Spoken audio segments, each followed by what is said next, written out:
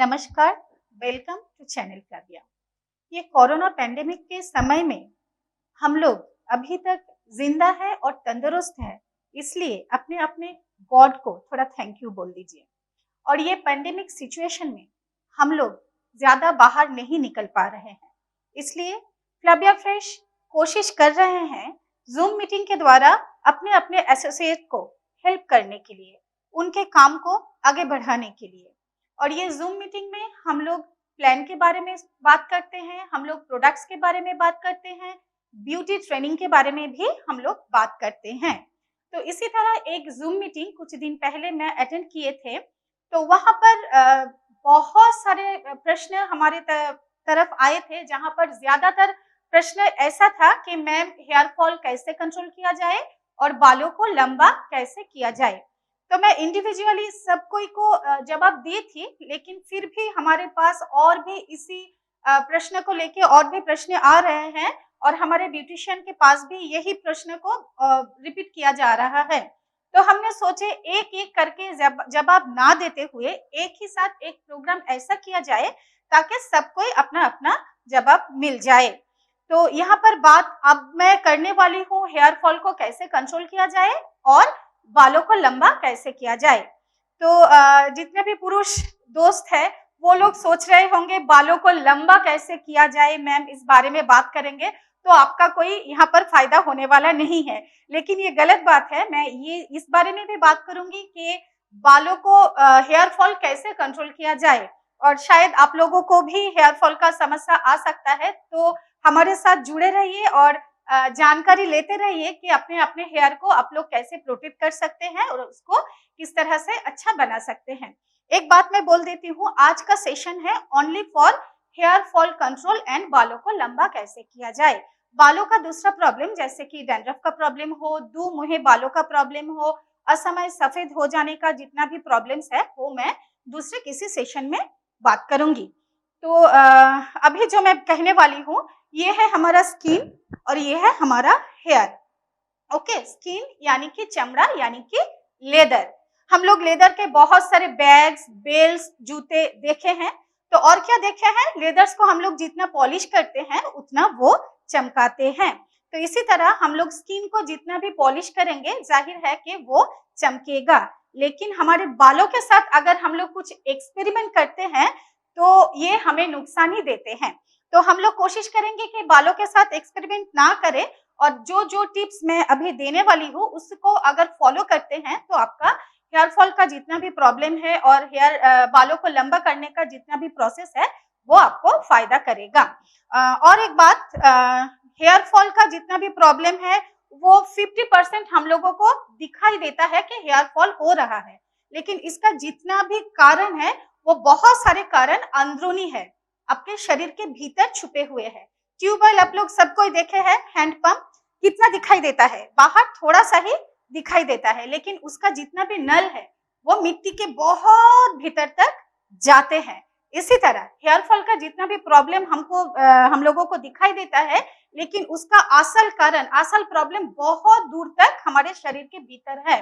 तो खाली बाहर से ऑयल लगाने से या फिर शैम्पू लगाने से ये प्रॉब्लम जितना कम होगा, अगर आप अपना अंदरूनी हेल्थ का भी उसी तरह से उतना ही केयर कीजिएगा तो आपका जितना भी हेयर फॉल का प्रॉब्लम है वो बहुत जल्दी खत्म हो जाएगा।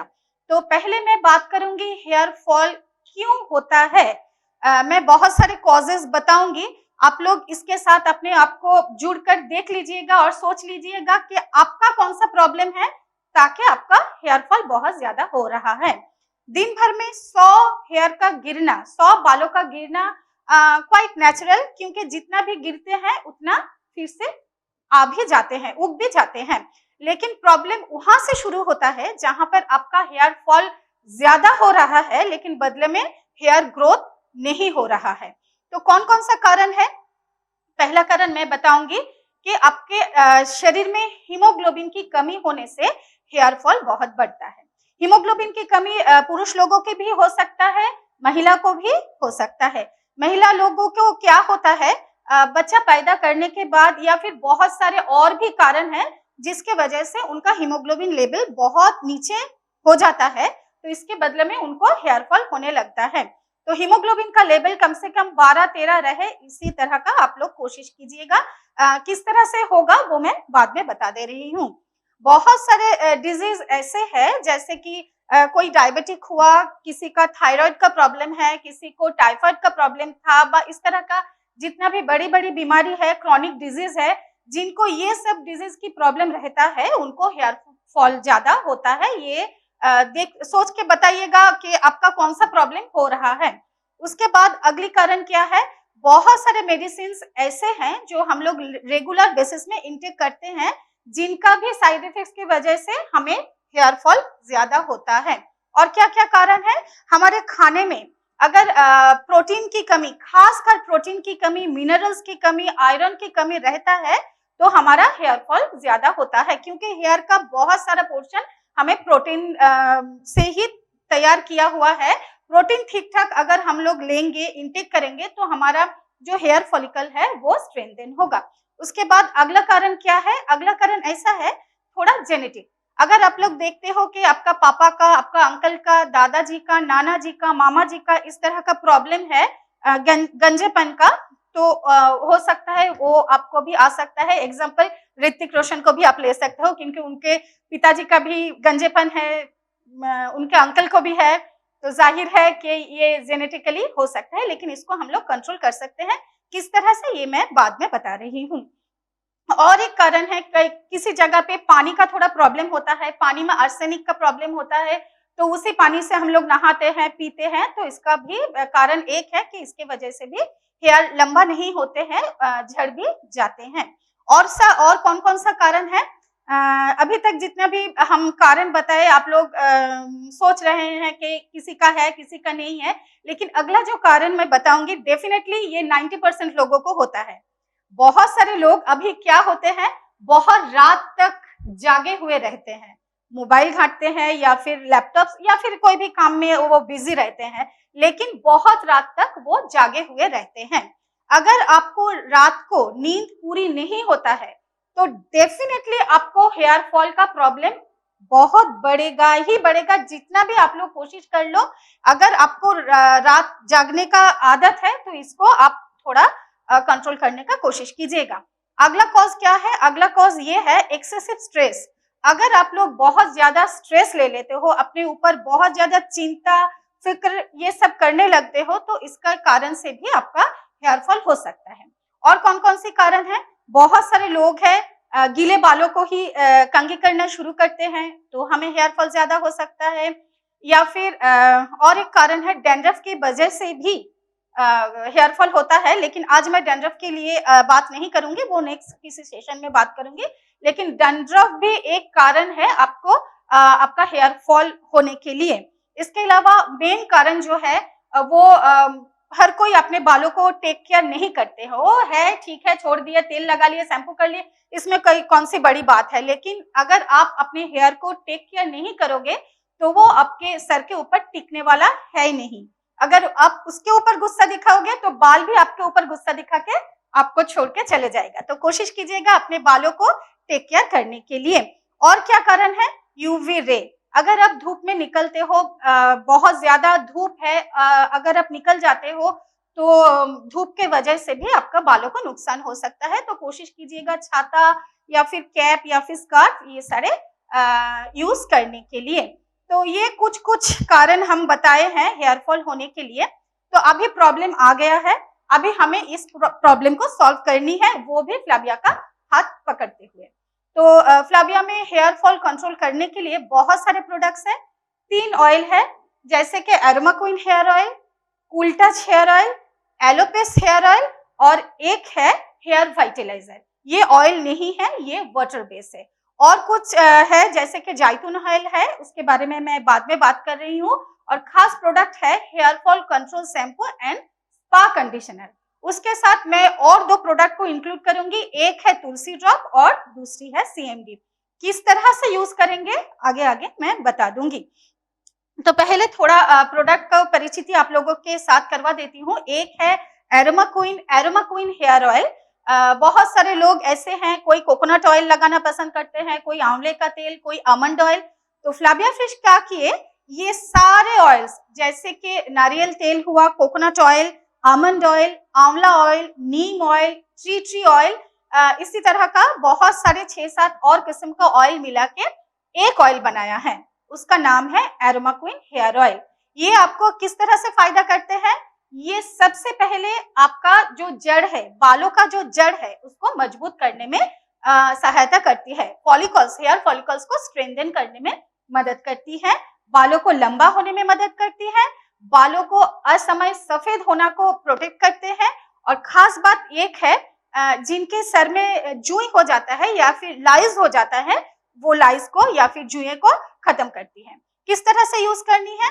जिस तरह से खुद से आप यूज करो, जिस तरह से रेगुलर बेसिस में हम लोग घर में हेयर में ऑयल लगाते हैं, नहाने से पहले या फिर नहाने के बाद, सूखे बालों में, जिस तरह आपको आप प्रेफर करो उस तरह आप ये ऑयल यूज कर सकते हो। ओके, और इसके बाद जो ऑयल है वो है हमारा कूल टच हेयर ऑयल। इस हेयर ऑयल का खास बात क्या है? इस ऑयल में है हिबिस्कस फ्लावर एक्सट्रैक्ट, यानी कि गुलहड़ का फूल का जो एक्सट्रैक्ट है वो इस ऑयल में मिलाया हुआ है। और क्या क्या है इसमें भी? आंवला है, आमंड है और 6 किस्म के पिपरमिंट ऑयल मिला हुआ है। तो ये ऑयल का फायदा क्या है? जो हिबिस्कस फ्लावर एक्सट्रैक्ट जो है वो हमारे बालों को, जितना भी जड़ है, जितना भी फॉलिकल्स है, हेयर फॉलिकल्स को, उसको क्या बोलेंगे, रिचार्ज करने में मदद करते हैं, ताकि जो बाल आपका झड़ गया है उसमें फिर से नए बाल उगने में मदद करते हैं। और अगर जहां पर जड़ खाली हो गया है वहां पर नए बाल आ जाते हैं तो आपका जितना भी गंजापन है धीरे धीरे वो खत्म हो जाएगा। आंवला क्या करते हैं? आंवला आपके बालों को काला रखने में मदद करती है और इसमें मिलाया हुआ है 6 किस्म का पिपरमिंट ऑयल। पिपरमिंट ऑयल थोड़ा ठंडा रहता है। जिनको इंसोम्निया का प्रॉब्लम है, जिनको रातों को ठीक तरह से नींद नहीं आती है, वो लोग अगर ये ऑयल को सोने से पहले यूज करते हो तो आपका बहुत अच्छी तरह से नींद आएगा। और हमारे बहुत सारे टेस्टिमोनियल्स में हम लोग ये भी पाए हैं, जिनको दर्द होता है, किसी को कमर दर्द, किसी को घुटनों का दर्द, तो वो रात को सोने से पहले अगर ये ऑयल्स, क्योंकि पिपरमिंट ऑयल मिलाया हुआ है, वो जगह को थोड़ा सा हल्का हाथ से मालिश कर लेते हैं तो उनको वो दर्द भी खत्म हो जाता है। हालांकि ये सिलेबस में नहीं है, मैं बालों की बात कर रही हूँ, फिर भी एक टिप्स मैंने दे दिया। अगर इसको आप बालों में लगा के फिर आप सोने जाते हो, डेफिनेटली आपको बहुत अच्छी नींद आएगी। उसके बाद अगला ऑयल है एलोपेस हेयर ऑयल। ये हेयर ऑयल में जितने सारे ऑयल्स मिलाया हुआ है, मैं बोलते बोलते थक जाऊंगी, इतने सारे ऑयल्स मिलाया हुआ है। जैसे कुछ 2-4 ऑयल का मैं नाम बता दे रही हूँ। एक है कैरोट सीड ऑयल, दूसरा है जेरेनियम ऑयल, उसके बाद है थाइम, उसके बाद है BECIL oil, etcetera etcetera etcetera. और ये ऑयल का एक खास बात ये है कि ये ऑयल खीर पाक विधि के द्वारा फ्लाविया फ्रेश ने तैयार किए हैं। ये खीर पाक विधि क्या है? ये खीर पाक विधि एक आयुर्वेद का एक प्रोसेस है जिसको हम लोग फॉलो करके, जिसको फॉलो करते हुए ये सारे ऑयल्स मिलाते हुए हम लोग एलोपेस हेयर ऑयल को तैयार करते हैं। ये हेयर ऑयल कहाँ पर हम लोग यूज करेंगे? बहुत सारे लोगों की इस प्रकार की हेयर फॉल का प्रॉब्लम है, एक साथ बाल नहीं झड़ के थोड़ा थोड़ा जगह जगह से हेयर फॉल होता है। हमारे जितने भी मुस्लिम भाई हैं उनके दाढ़ी में भी ये प्रॉब्लम हम लोग देखे हैं, और खासकर पुरुष लोगों को ये प्रॉब्लम ज्यादा होता है, थोड़ा जगह जगह पे उसको थोड़ा थोड़ा करके हेयर फॉल हो जाता है। तो उस प्रॉब्लम को हम लोग सॉल्व करने के लिए एलोपेस हेयर ऑयल को इस्तेमाल करने का सजेशन मैं देती हूँ, या फिर जिनका एक्सेसिव हेयर फॉल हो रहा है, बाल लंबा नहीं हो रहा है, उनको भी हम लोग सजेस्ट करते हैं एलोपेस हेयर ऑयल यूज करने के लिए। उसके बाद आता है हेयर वाइटलाइजर। एलोपेस हेयर ऑयल में जितने भी सामग्री डाला हुआ है, सेम प्रोडक्ट्स हमारे हेयर वाइटलाइजर में भी दिया हुआ है, लेकिन एलोपेस हेयर ऑयल ऑयल बेस्ड है और हेयर वाइटलाइजर जो है वो वाटर बेस्ड है। वाटर बेस्ड होने के लिए ये अगर आप यूज करोगे तो आपके बाल चिपकू चिपकू टाइप, जैसे कि ऑयल लगाने के बाद हो जाता है, वैसा होने वाला नहीं है।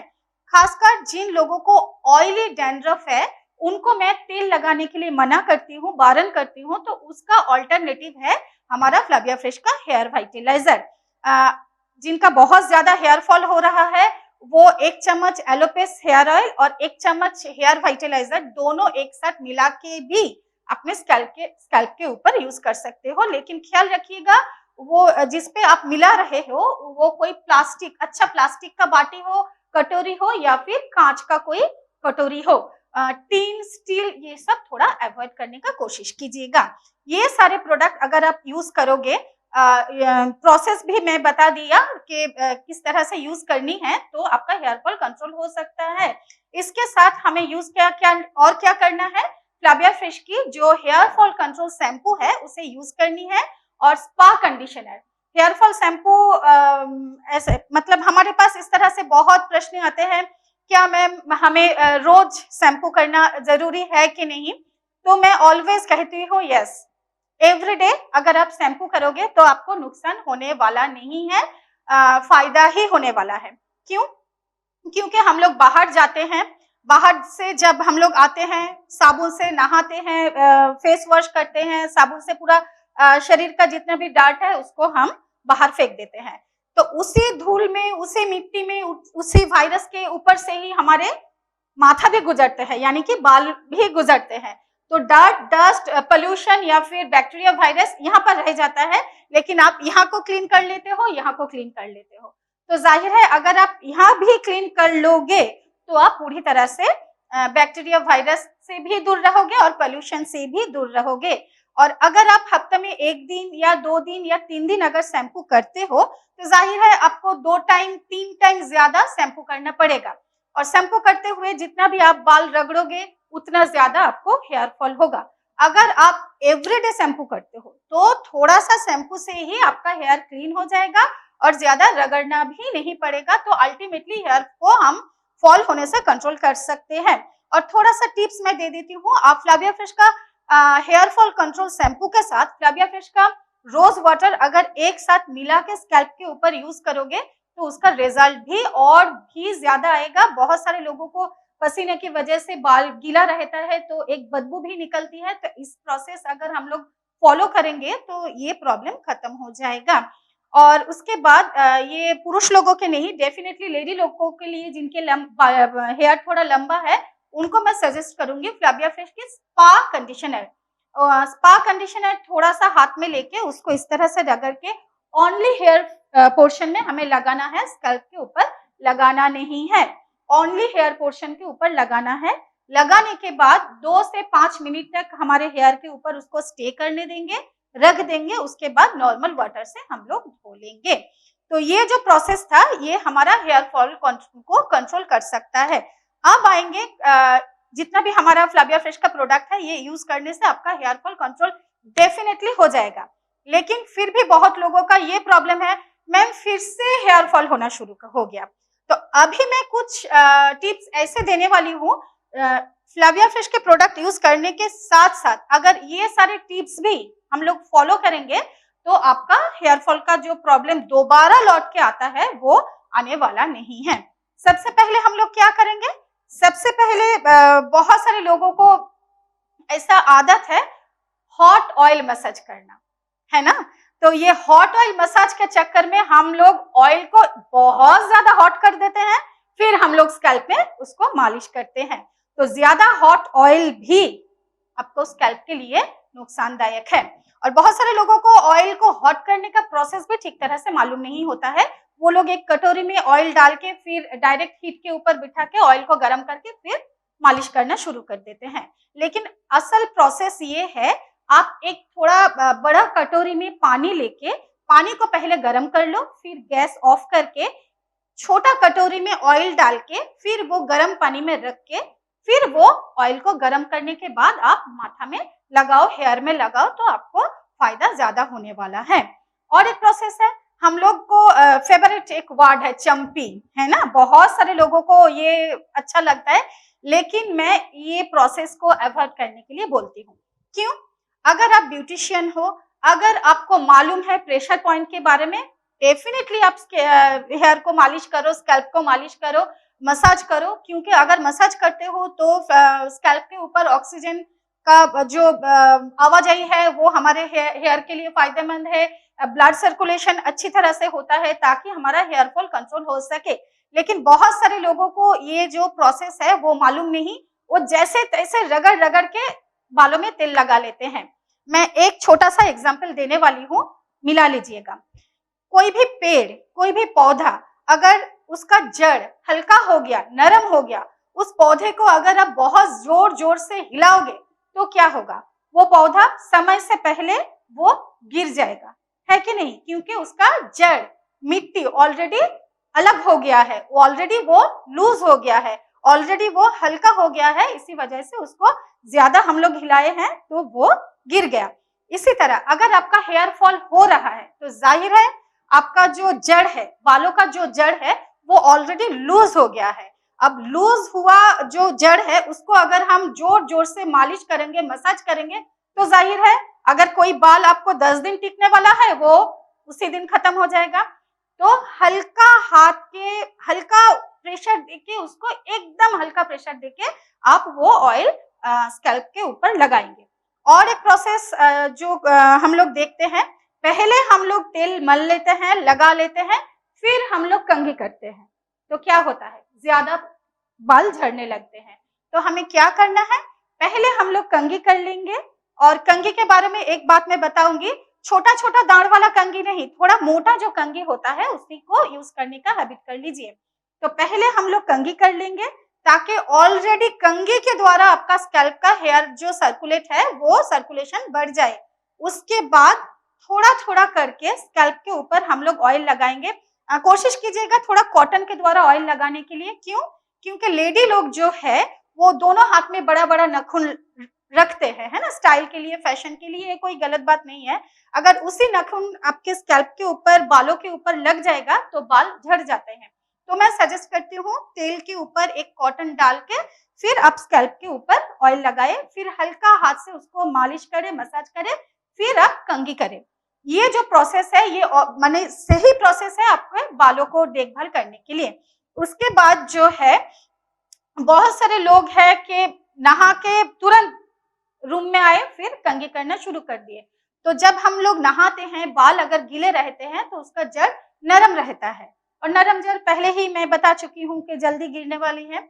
और एक बात जो हम लोग खासकर जेंट्स जितने भी दोस्त हैं उनके लिए बोलूंगी, लेकिन अभी लेडी लोग भी ये करते हैं, बाइक या स्कूटी चलाने के टाइम में हेलमेट पहनते हैं, है ना, बहुत सारे लोग इसको पहनते हैं।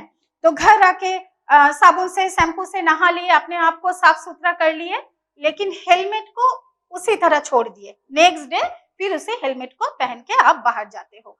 तो जितना धूल मिट्टी आपके स्किन के ऊपर है, स्कैल्प के ऊपर है, उतना ही धूल मिट्टी, वायरस आपको हेलमेट के ऊपर भी है ना। तो आप अपना सर को क्लियर कर लिए, वायरस से छुटकारा दे दिए, बैक्टीरिया से छुटकारा दे दिए, पॉल्यूशन से छुटकारा दे दिए, लेकिन हेलमेट के ऊपर वो जमा करके रख दिए। तो जितना भी वायरस, पोल्यूशन, जितना भी बैक्टीरिया है, फिर नेक्स्ट डे हेलमेट के द्वारा आपके सर के ऊपर आ जाते हैं। तो इसी तरह से वो ही प्रोसेस के द्वारा आपको हेयर फॉल और बढ़ जाते हैं। और एक कारण है, बहुत सारे लोग हेलमेट पहनते हुए भी उनके स्कैल्प के ऊपर पसीना आ जाता है ना, और पसीने से एकदम गीला रहते रहते रहते हेयर फॉल शुरू हो जाते हैं। तो हम लोग कोशिश करेंगे हेलमेट पहनने से पहले एक रुमाल हम लोग सर में बांध लेंगे, उसके बाद हेलमेट पहनेंगे, और घर आकर जब नहाएंगे रुमाल को भी साबुन से साफ करके फिर नेक्स्ट डे यूज करेंगे। और एक प्रोसेस है महिलाओं के लिए। महिलाएं ज्यादातर किचन में रहती है, किचन में रहते हुए बहुत पसीना आता है। सेम थिंग जो जेंट्स के लिए होते हैं बाहर जाने से, वही थिंग लेडी लोग के लिए होते हैं किचन में रहने के लिए। और एक प्रोसेस लेडी लोग के लिए है, वो हमेशा अपने बालों को बांध के रखते हैं, टाइट करके बांध के रख देते हैं। जितना भी कस के टाइट करके आप लोग बांधोगे ना हेयर को, हेयर में ऑक्सीजन आता नहीं है, और जितना भी ऑक्सीजन का कमी रहता है हेयर फॉल उतना बढ़ता है। और एक कारण क्या है, जो लोग ऑफिस जाते हैं, खासकर महिलाएं, वो क्या करते हैं, नहाने के बाद तुरंत हेयर ड्रायर व इसी तरह का कोई सामान यूज करके अपने बालों को सुखा लेते हैं आर्टिफिशियली।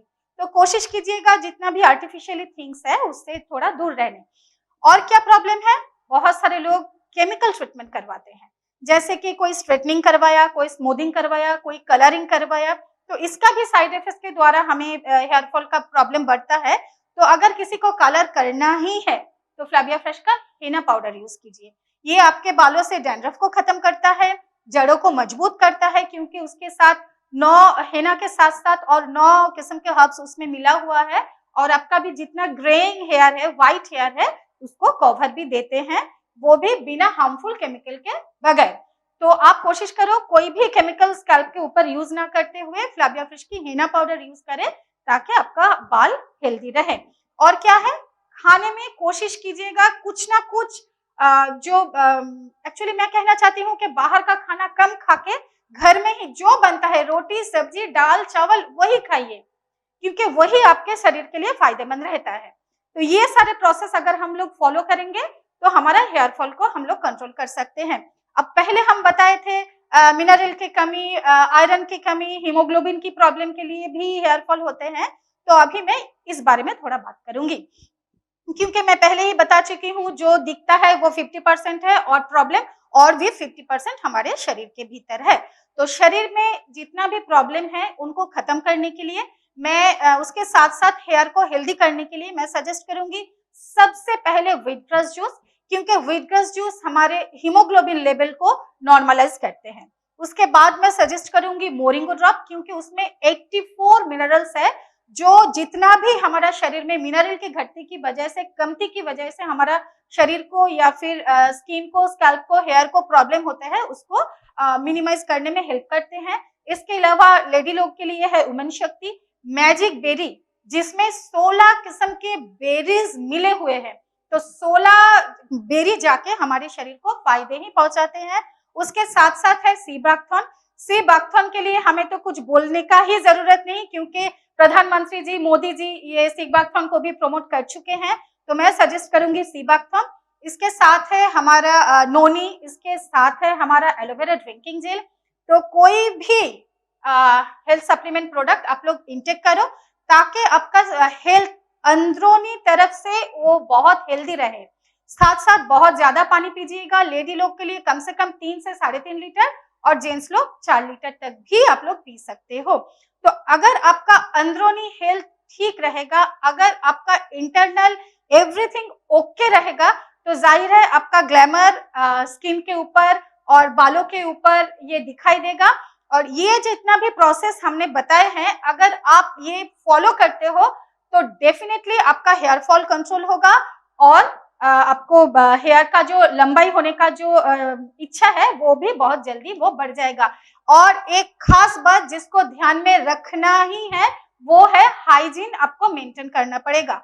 अपना तौलिया, अपना कंघी किसी के साथ शेयर मत कीजिए, और अपना पिलो कवर, तकिए का जो खोल है, वो रेगुलर बेसिस में आप चेंज करते रहो। अगर आप हाइजीन मेंटेन करते रहो, फ्लैविया का हेल्थ सप्लीमेंट इंटेक करते रहो, फ्लैविया का ब्यूटी प्रोडक्ट्स यूज करते रहो, और जितने भी टिप्स हम आपको दिए हैं अभी अभी, उसको आप लोग फॉलो करते रहो, तो डेफिनेटली आपको हेल्दी रहना ही है। Thank you.